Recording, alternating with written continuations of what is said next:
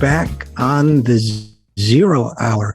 Recent tragic events have emphasized the fact that this world and the power relationships within it were not what they seemed to be to a lot of people, and that they did not provide the kinds of security or stability a lot of people assumed they would provide. They've also challenged some notions, at least, of morality and observance of international law, which is a long and roundabout way of introducing my next guest. I always look forward to speaking with him. Benjamin Norton is the founder and editor of the site multipolarista.com. It's spelled just like it sounds, and he covers, as you might assume from the name, a lot of these forces of play, and I wanted to talk to him especially today about sanctions. So first of all, Benjamin Norton, thanks for coming back on the program. It's always a pleasure to be here, Richard. Thanks for having me. Oh, always a pleasure to have you. Now, the other day I asked if you would come back and talk about sanctions and what triggered that for me. You know, we've all been talking about sanctions a great deal. I've been writing about the ethics of them as well.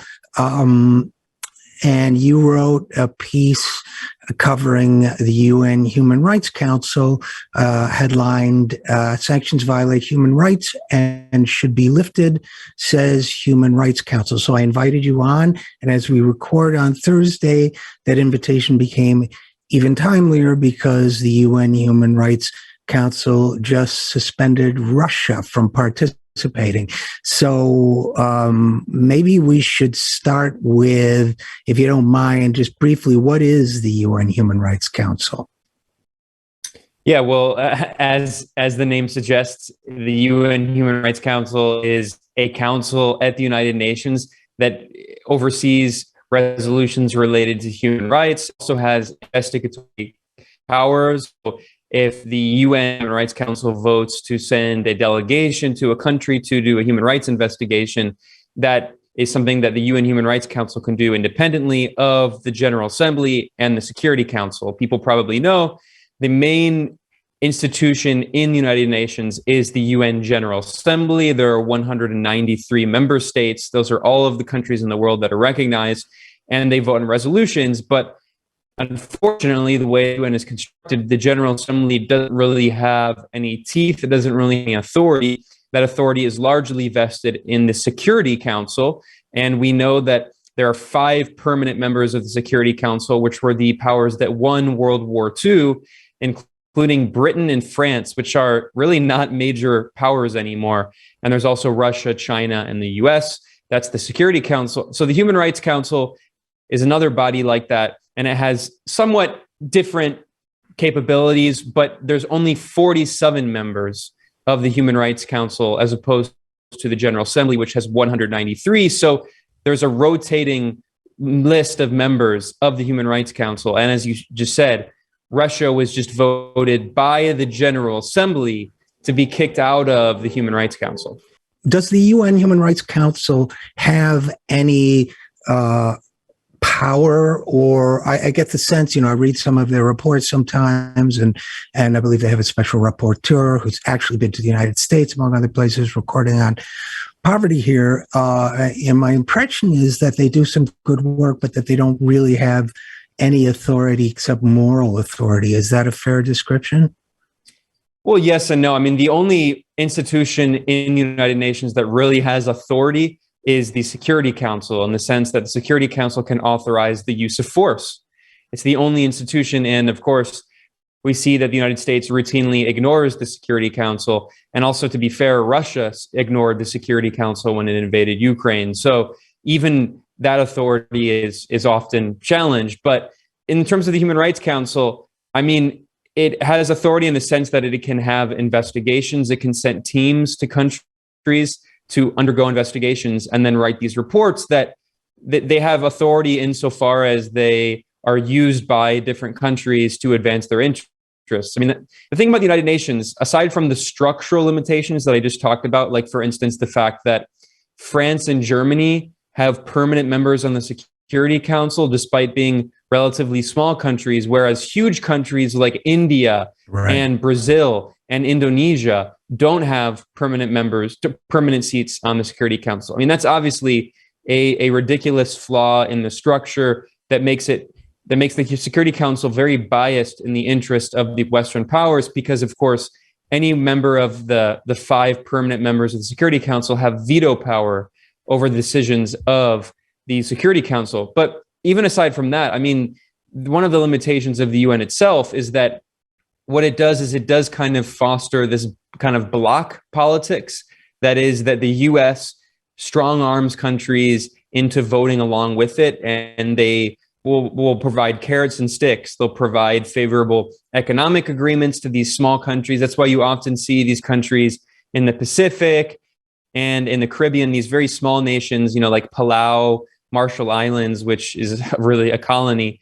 And you'll see that they often vote almost always with the United States, because the US is basically bribing these countries to vote along with them. And, I'm sure that Russia and other powers also try to pressure countries to vote along with them at the United Nations. But a lot of the problems with the UN are just reflections of the problems in the international system. And although I think we definitely do need a lot of reforms in the UN in terms of where the authority lies in the Security Council, it does pretty much reflect the different poles internationally, like where people are leaning politically. And just a point of curiosity on my part, in the Human Rights Council, this latest development aside, do countries like the U.S. have permanent membership there too, or is the U.S., because I know the U.S. is there now, or is that a rotating seat as well? No, the Human Rights Council votes members that rotate every 3 years. In fact, it's interesting how it's organized. I mentioned there are 47 members. 13 of them come from Africa. 13 come from the Asian Pacific region. 8 come from Latin America and the Caribbean.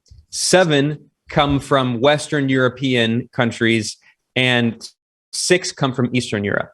So there's a rotating list, and it's proportional based on where the countries are located on the map.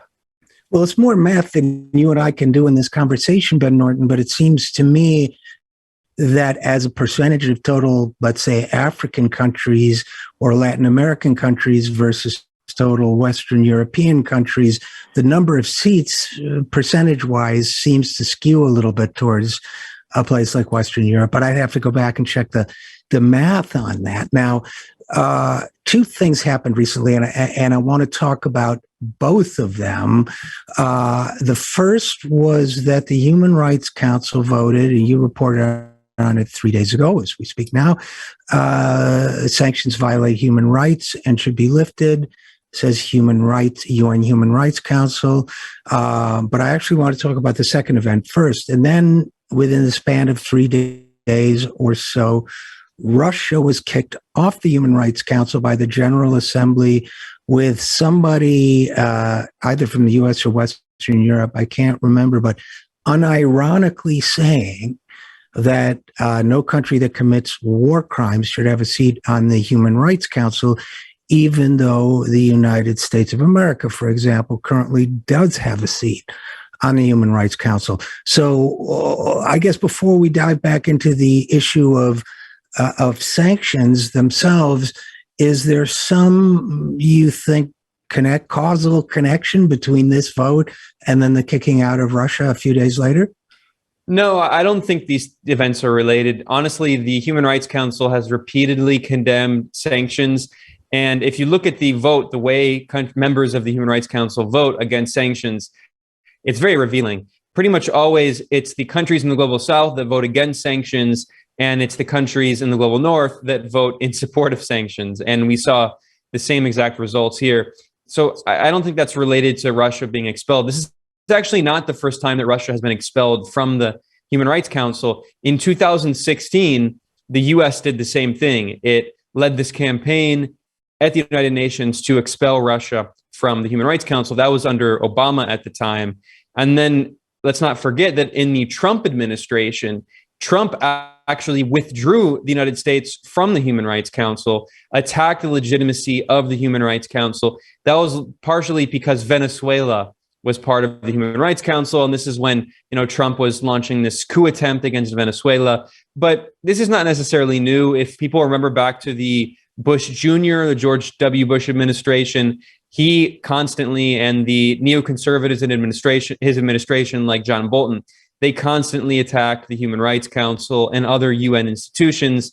In fact, the US government has legislation, which is not very well known, that is called the Hague Invasion Act, in which the US government reserves itself the unilateral right, supposedly, to invade the Hague if there's ever, a US politician or military officer or someone of interest to US national security who is tried at the International Criminal Court. So this is the kind of attitude that the US has had for many years. But this most recent vote of kicking out Russia, it's a reflection of Washington clearly coordinating a campaign at the United Nations to vote to condemn Russia over its invasion of Ukraine. And, to be fair, Russia did violate international law by invading Ukraine. It did not go to the Security Council. But what this really shows is not that the entire world is against Russia. What this shows is, again, what I was talking about earlier, this kind of bloc politics, which the UN fosters, where the US and its allies all team up, they pressure countries, they blackmail countries, they bribe countries to vote with them.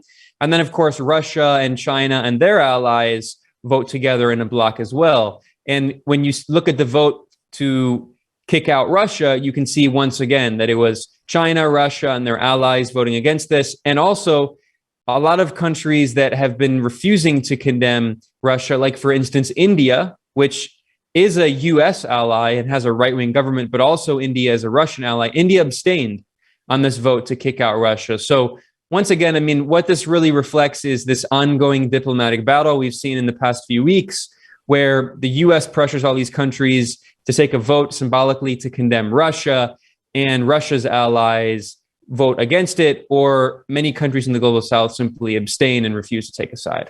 And, you make a really important point, Ben Norton, about obviously, the purpose of the conversation is not to challenge the idea that Russia has broken international law, committed war crimes.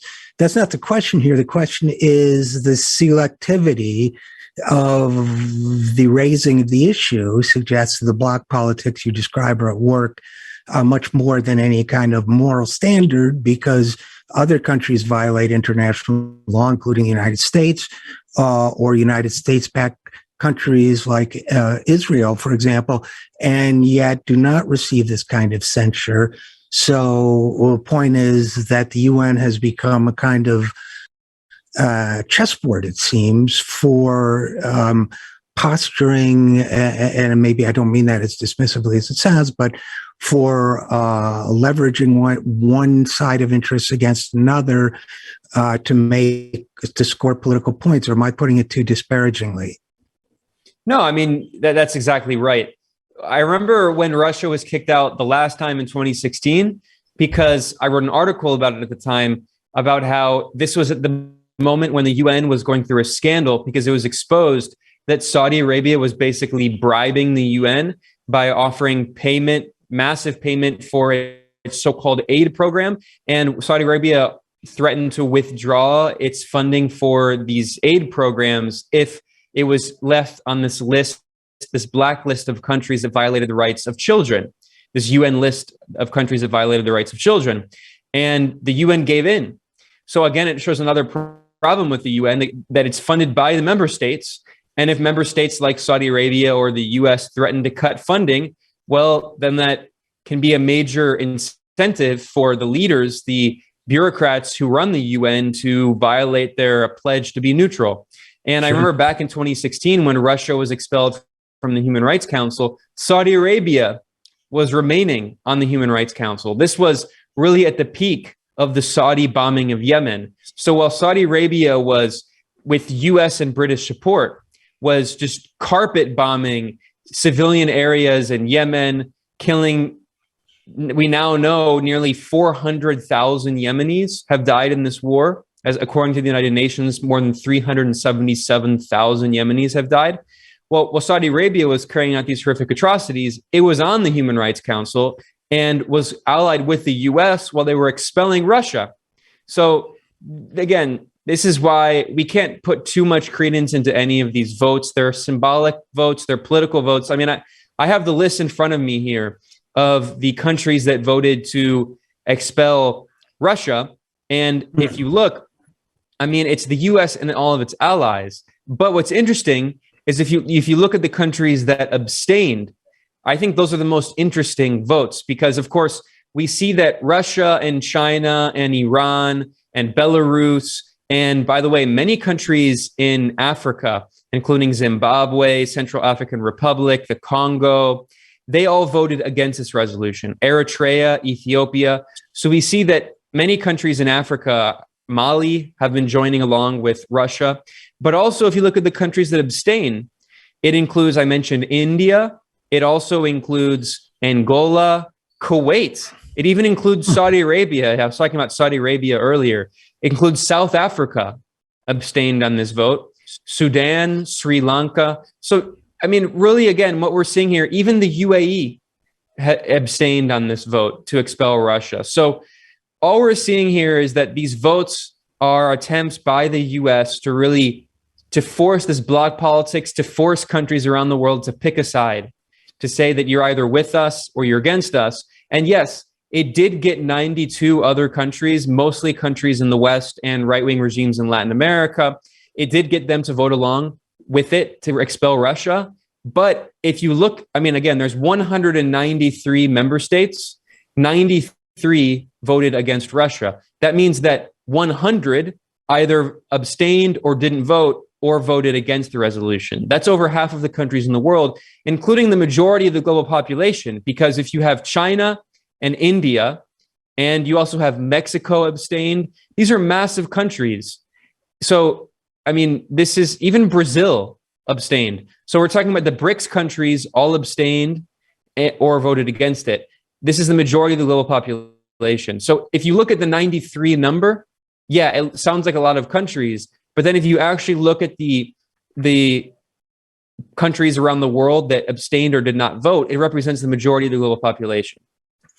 And, Ben Norton, I'm looking at the vote in the Human Rights Council on sanctions that you put up with a red indicates defending sanctions, green indicates opposing sanctions, condemning sanctions. And if I were, if I were to map this, it would basically look like a globe that was red on the upper half, almost completely, and green on the bottom half, almost completely. That's how starkly this seems to divide out, not 100%, but nearly by hemisphere. And obviously this isn't every country, but the division is striking to me. And I want to talk more about the division, but before we do, I just want to review what sanctions are and why these countries voted to condemn them. Do you mind saying a few words about that? Absolutely. Well, according to international law, sanctions are referred to as unilateral coercive measures. We are talking about the United Nations. In order for sanctions to be legal, they need to be approved by the UN Security Council. So, for instance, there are very brutal sanctions on North Korea. There have been brutal sanctions on North Korea for many years. In fact, we've seen media reports in the past few weeks refer to Russia as the most sanctioned country in history. I mean, Russia is facing grueling, brutal sanctions, which are, by the way, illegal because they were not approved by the Security Council. But actually, I don't think that's accurate. Russia is very heavily sanctioned, but I think North Korea continues to be, and has for decades been, the most sanctioned country in history. And many of those sanctions are unilateral, which means they're illegal. They're imposed by Western powers without the authority of the Security Council. But to be fair, there are some sanctions on North Korea that were imposed by the Security Council, which, even though they have had a destructive impact on the civilian population, they are technically legal. Another example of this, I mean, it shows how legality doesn't necessarily mean morality, right? Another Right. example of this is after Iraq invaded Kuwait in the Gulf War. That was before the Gulf War. The U.S. responded with the Gulf War in 1990, 1991. After the U.S. brutally bombed Iraqi civilian infrastructure and bombed it back into the Stone Age, as the Bush senior administration boasted and Dick Cheney boasted. After that, the UN Security Council did pass sanctions against Iraq.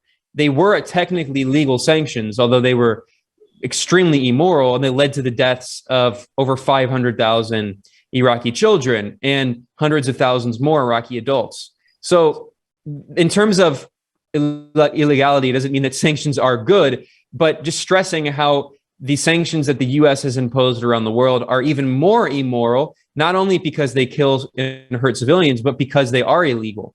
And the U.S. has currently sanctions on more than 1/4 of the global population.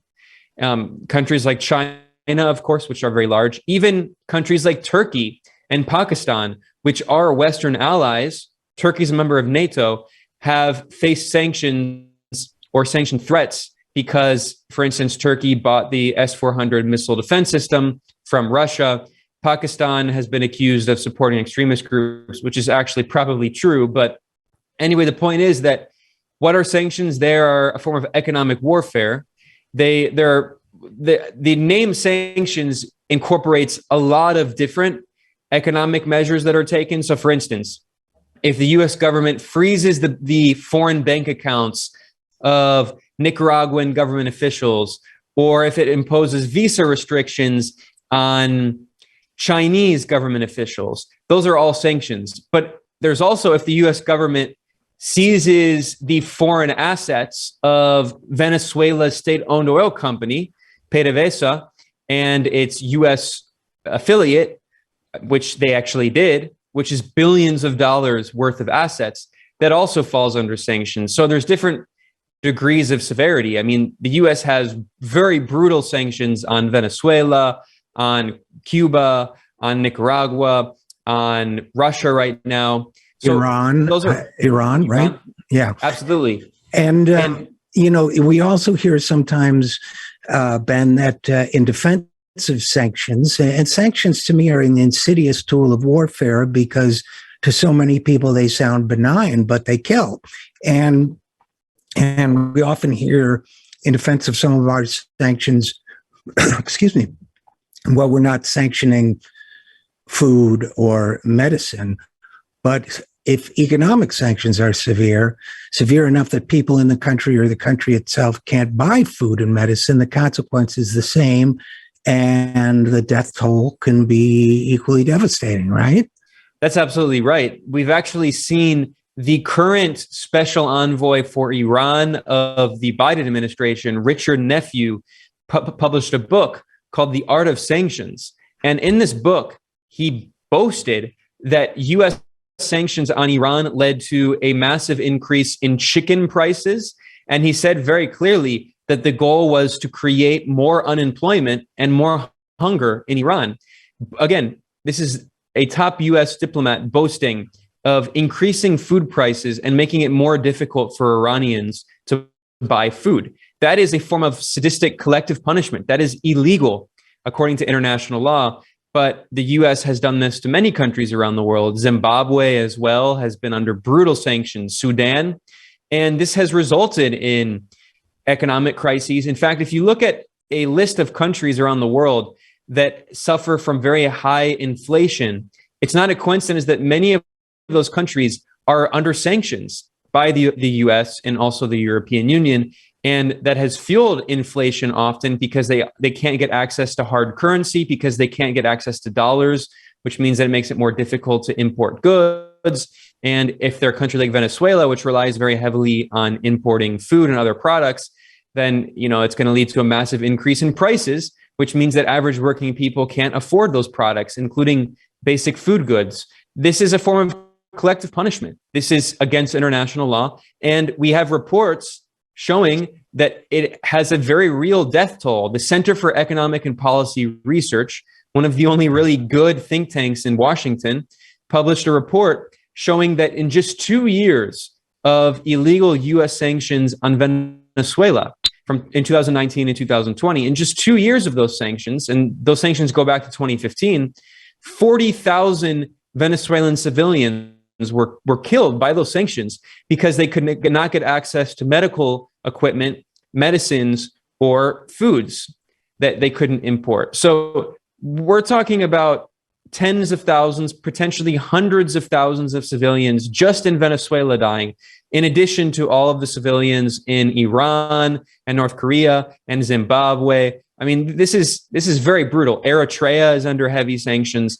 And we often hear the idea that sanctions are supposedly an alternative to war.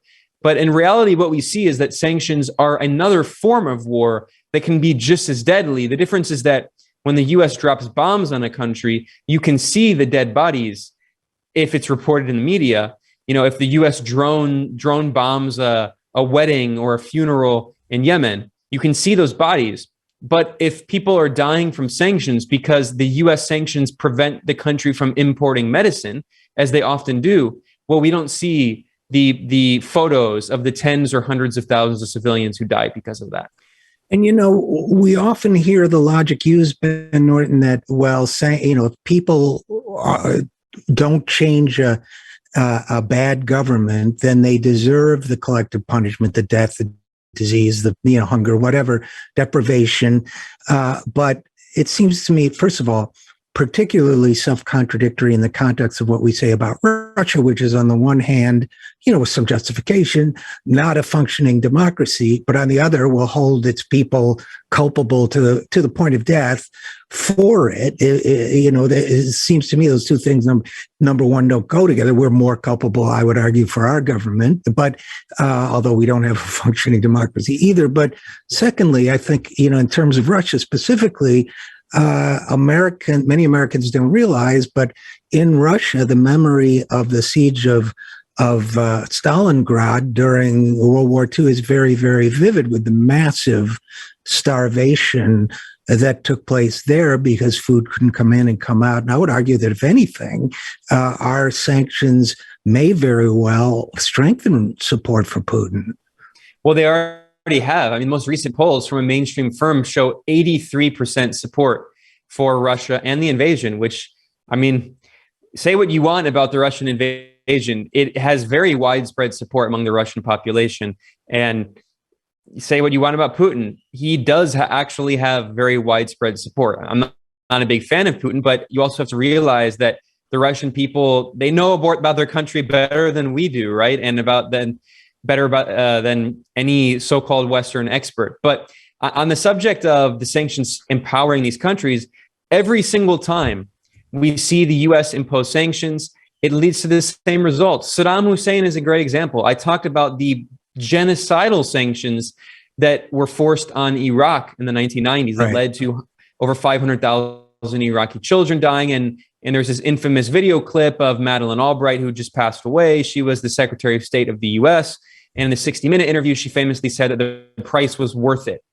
And, there's been a dispute. And she said it, by the way, just for a little first of all, I was raised never to speak ill of the dead. So in Madeleine Albright's case, I just quote her. But she said that in response to the statement that 500,000 children had reportedly died. She said, we think it was worth it, which is, well, I said I wouldn't speak ill of the dead, but you can judge that statement for yourself.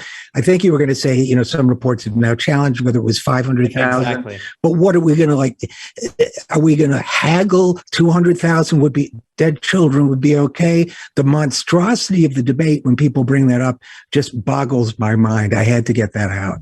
Well, yeah. And the fact that in the interview, she was under the impression that 500,000 had died and she still justified it, shows that for these war hawks in Washington, the number doesn't really matter, right?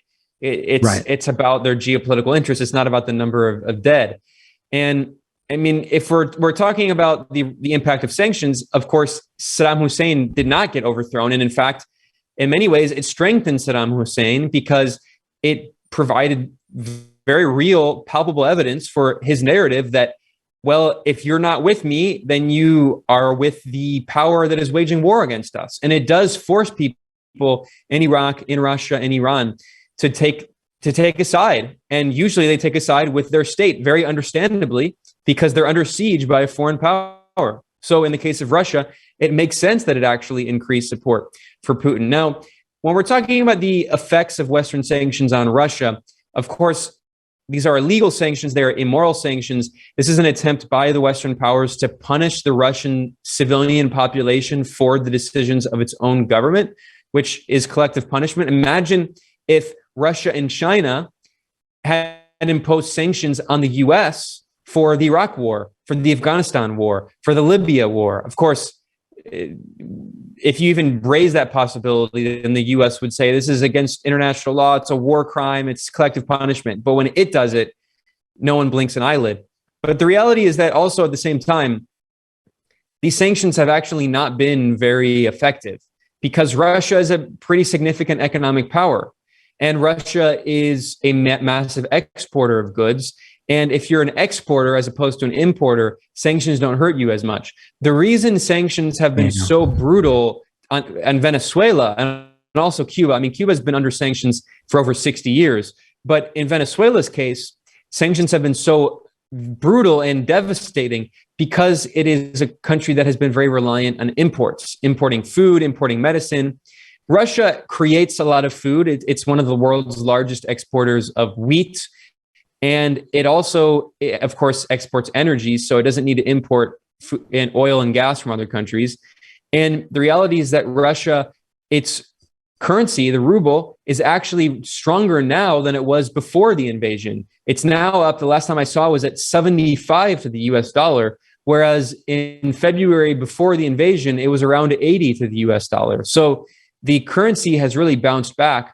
And a lot of that is because the central bank in Russia has really rapidly raised interest rates, and they're using money in their reserves to try to strengthen their currency on the international stage. But the reality is that Russia is a significant economic power, and the Western countries can try to sanction Russia into oblivion, but it's not going to work because Russia's economy is strong enough to hold on. And more importantly, because Russia has very large trade partners that are ignoring those sanctions, right. Specifically, one of the largest economies in the world, China, which according to GDP is the second largest economy. According to PPP measurement, which is actually purchasing power parity, is a better measurement because it's a measurement in the country's currency relatively, not just based in dollars, because GDP measurements is based in dollars. According to PPP, that makes China the largest economy in the world.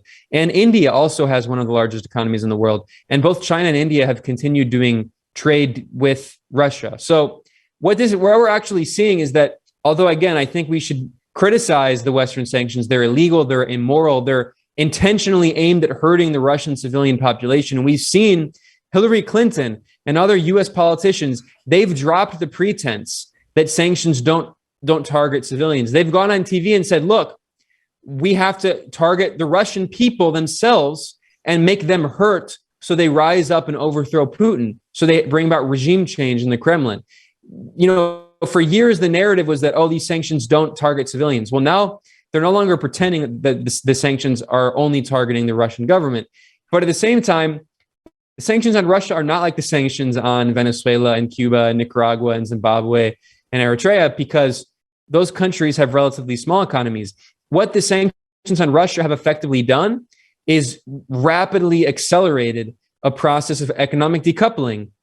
We just saw today is April 7th, that Russia is now officially selling its energy exports to China in the Chinese yuan.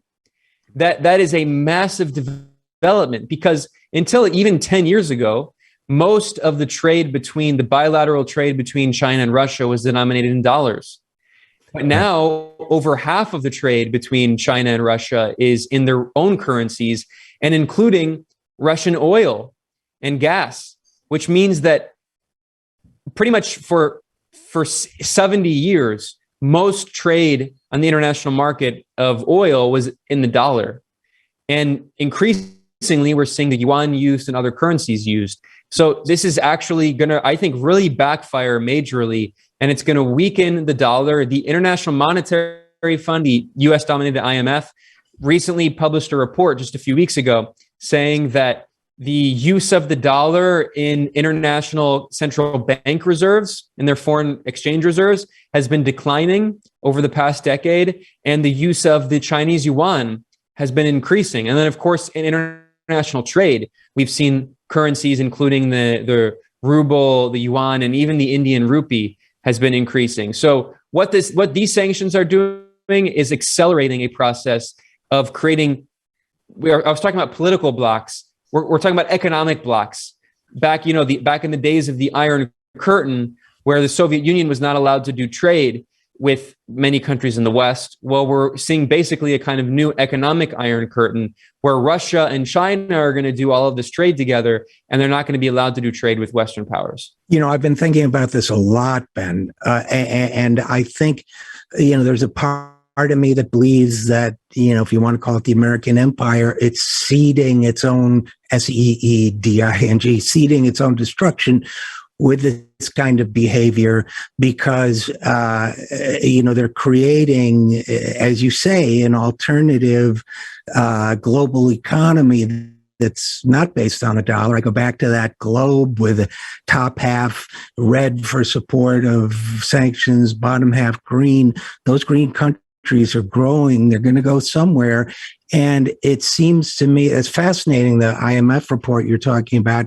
And it seems to me, we have modern monetary theory economists and others on this program. Seems to the U.S. has a lot of borrowing leverage and spending leverage while the global economy is pegged to the dollar. But if the day comes that ends and our debts become due, this country could be facing a kind of economic collapse because I think, but I'm curious to know what you think, it's overreaching in this moment and its desire to punish, not only punish Russia, but compete with China. But maybe we'll close with, what do you think of all that? Well, yeah, I agree with you, Richard. Although at the same time, I have friends who are like, the dollar is becoming worthless. It's going to be toilet paper. I mean, that's pretty hyperbolic. Let's be real. The U.S. is not going to see an economic collapse, but I think we will definitely see increasing inflation and economic problems in the years to come. For a few reasons, I say that. One, it's true that even the IMF is now admitting that the use of the dollar in central banks' foreign exchange reserves is declining, and all indications show that it's going to continue declining, but it's still by far the largest currency in foreign exchange reserves, and it's going to remain dominant for decades to come. So right. And to be clear, I'm sorry to interrupt, but to be clear, I was talking decades out. I wasn't talking about anything imminent. I just think there is the curve of history may be shifting a little bit right now in ways that will have repercussions for decades to come. Very much so. Very much so. I mean, more rapidly than even I thought. And I created an entire website really focusing on this topic, right? The invasion of Ukraine, I think, it was already an incredible shift that we had been seeing in the past few years and past several months. As the Beijing Olympics, I think, were a major moment. And we saw this joint statement that was released, this 5,000-word declaration by the Chinese and Russian governments, which effectively amounted to a kind of manifesto declaring a new multipolar world. And after they released that, 3 weeks later, Russia invaded Ukraine, and it's only further accelerated since then. And now we're talking about, Russia doing trade in India with the rupee. And Russia they use like a basket of currencies, and they use the ruble and the rupee. Russia is now forcing European countries to buy its energy in the ruble through Gazprom Bank. I mean, these are historic, massive shifts that we're seeing just in a few weeks here. But yeah, I think that in the decades to come, the U.S. economy is really in a precarious situation. Now, I don't want to be one of those doomsday guys. And, there's like these like Ron Paul guys who say like the U.S. is going to be bankrupt because of all the debt. You mentioned modern monetary theory. I think it's objectively correct that, Michael Hudson has made this point many times that, the U.S. does have all of this debt, but the debt is denominated in dollars. So if the U.S. is really concerned about paying off its foreign debt, it just prints dollars. And we've seen that the U.S. clearly has no problem with printing dollars because it spent the past few years printing trillions of dollars and giving all of that money to the financial sector, as we saw with the multi-trillion-dollar COVID bailout, which was not a bailout of the American people. It was a bailout of the financial sector and the bondholders. So, I mean, the people like the Ron Paul types who say that the U.S., it has all of this debt and we have to be worried about the debt. Yeah, well, it's not like Honduras being trapped in debt, because the Honduran debt is denominated in dollars and Honduras can't print dollars. The U.S. can print dollars. But of course, let's be real. I mean, with the trillions of dollars that the U.S. owes, it can pay that off by printing dollars, but that would also result in inflation, and not a small amount of inflation. I mean, a significant amount of inflation. Right. So it's not like, I mean, it might not result in economic collapse, but it could definitely result in economic problems. And I think we're already seeing those, right? We're already seeing inflation in the U.S. People say this is the first time that there's been stagflation since maybe Jimmy Carter. Although you can argue about whether or not there's been stagflation even for years now, because one of the points made is that, this is Michael Hudson's argument, which is just, I think, correct, that there has actually been a lot of inflation in the U.S. in the past few decades. The thing is, all that inflation was in the FIRE sector, finance, insurance, and real estate. That's right. He says that. Yeah. Finance, insurance, real estate. Yeah. And I think he's absolutely right. And I also think that, I think the current situation is complex. Obviously, there's supply chain factors. There's excessive profit-taking factors. It's not a global, only a small percentage of it is a global inflation of the kind we normally see. Others are a sector-specific inflation. But I guess the point being, Ben Norton, that we are not thinking or behaving either morally, we meaning the United States, either morally or strategically in this matter. And I think there will be repercussions. I think there already are, as you point out. And we'll both, I guess, just have to keep tracking it as we go along. So thanks for doing. One quick point, Richard. I mean, I think, again, we shouldn't, I don't want people to think I was downplaying the economic problems that this is going to cause in the U.S. There's definitely going to be economic problems. I think inflation, for instance, is going to be a problem that's going to become endemic, and people are going to have to get used to it, unfortunately, which unfortunately also means that the wages in the U.S. are going to continue to decline, and real wages have been declining since the 1970s. But even aside from the U.S., I think the region rather that is going to suffer the most from this is Europe. Because the thing is, Europe is very heavily dependent economically on the United States, and increasingly, now that it's saying that it's no longer going to import Russian oil, it's trying to get off of Russian gas. And we saw this multi-billion-dollar deal for the U.S. to continue to increase its liquefied natural gas exports to Europe. We see attempts by Europe to create new infrastructure to use LNG. What this means is that Europe is going to become more and more economically reliant on the U.S., and the costs in Europe are going to continue to increase because the costs of energy are already through the roof, and LNG is more expensive, and the U.S. sending liquefied natural gas across the Atlantic is much more expensive than Russia sending its gas through pipelines to Germany, which, Russia is much closer to Germany than the U.S. is. But let's not also forget that these increasing prices of gas and other basic commodities in Europe, that doesn't only mean that average Europeans have to pay much more with their energy bills. It also means that European companies are less competitive. And when European companies are less competitive, that means they have to increase their prices, which means they're less competitive in the global market. And Asia is not just like, there's so many people in the West who still have this kind of colonial mentality. They think of Asia as if it were still colonized.